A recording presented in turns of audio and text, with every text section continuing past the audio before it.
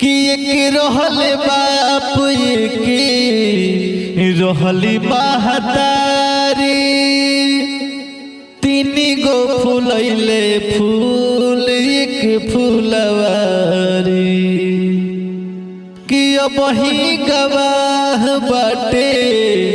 कि अब ही गवाह बाटे पढ़े वाला झोरवा चंदा मामा औरी दूध